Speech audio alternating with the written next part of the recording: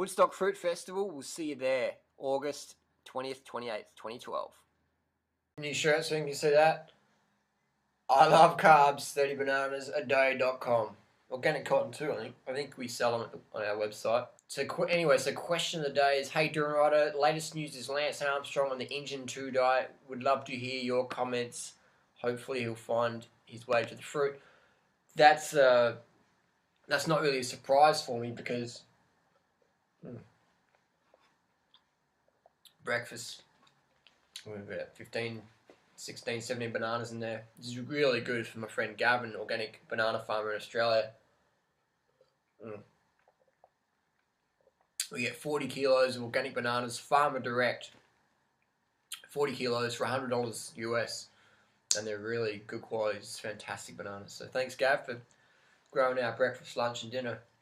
Anyway, so Lance Armstrong, Engine 2 diet. What is Engine 2 diet? That's the Engine 2 book. I recommend get a copy. Great book to read. Great introduction to low-fat, high-carb, plant-based vegan lifestyle. Rip Esselstyn, long-time friend of Lance Armstrong. I actually learned about Rip Esselstyn through Lance Armstrong. I did a little training ride with Lance Armstrong in 2009 and then again in 2011. And learned about Rip Esselstyn through Lance Armstrong.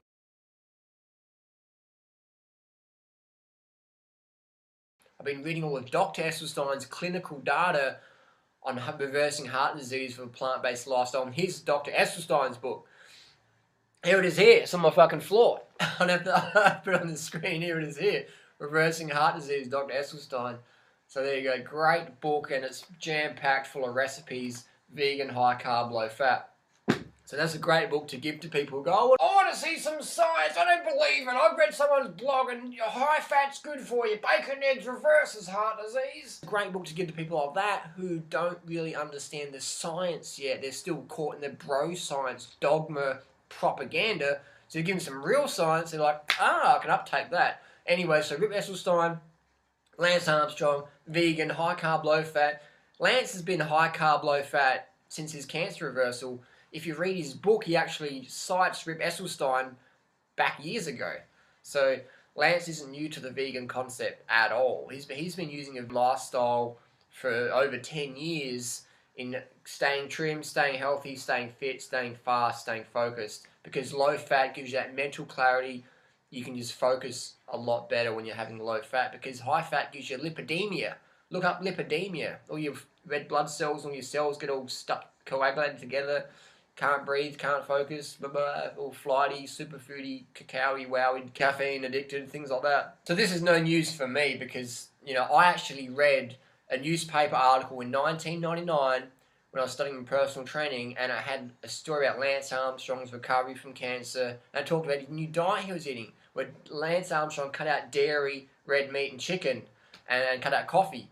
And I read that, and I was like, holy shit, like, why would you do that? But it sort of planted the seed in me, and I gave up coffee shortly after reading that article. And that was in October 1999. It was the last time I ever had a cup of coffee. And the last time I ever had a cup of coffee, I was with my friend Brooksy, and he gave me a cup of coffee, and I was chasing trucks on my bicycle all the way home. Because caffeine is a fucking hardcore drug.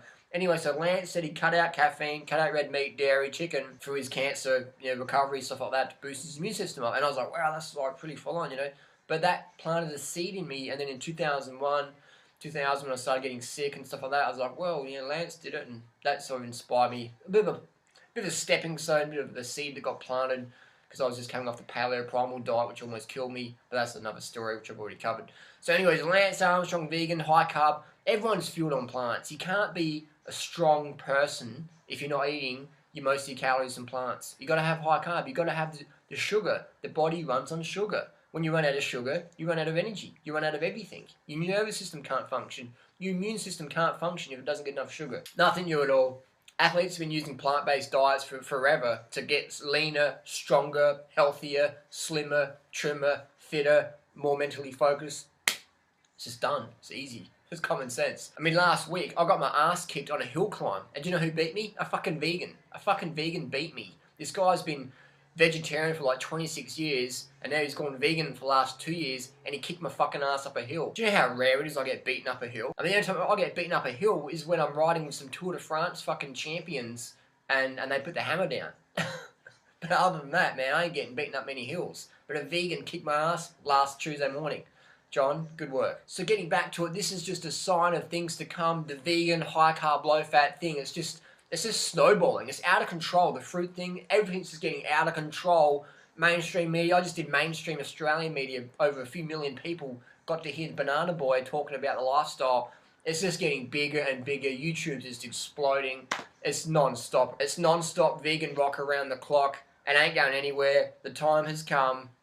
This is it. It's like a bullet train, man. Make sure you're on board, validate your ticket, and enjoy the ride. Because this train's going places, I assure you of that.